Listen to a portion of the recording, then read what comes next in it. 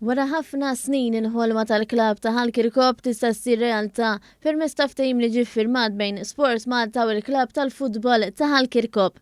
Permezz ta' dan il-ftehim il-Gvern trasferixxa l-art li fuqu jinsab il-ground u l-faċilitajiet tal-klab lill-klab innifsu. Permezz ta' dan il-ftehim il-klab issa se jkollu bażi żjed soda u bekk se jkun jista' jimraħ iżjed u jippjana għall-futur.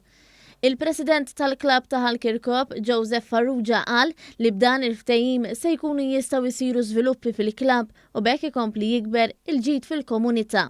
Il-Ministru għall-Inklużjoni u l-Kwalità tal-Ħajja Giulia Farrugia Portelli qalet li l-kwalità tal-ħajja taż-żgħażagħ tar-raħal hija importanti u l-isport huwa l-akbar għodda f'dan ir-rigward. Il-trasferiment tal-art b'ċens ta' numru ta' faċilitajiet sportivi propju f'Ħalkirkop se jkun qiegħed jistiġilla dan l-impenn f'isem il-Gvern Malti.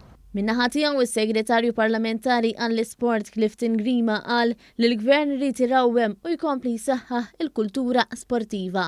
Aħna din naraw li jkun hemm investiment bla preċedent f'dak li huwa il-livell tal-atleti tagħna kif ukoll f'dik li hija infrastruttura sportiva. Allura rridu naraw li ngħinu lill-laqdiet sportivi tagħna sabiex ikunu jistgħu propju jippjanaw għall-futur. Iċ-Ċermen ta' Sport Malta Luciano Busuttil istqar li l-organizzazzjoni dejjem ħadd tkun ta' spalla għal kull faċilità u klab sportiv sabiex il-qasam sportiv ikompli jikber.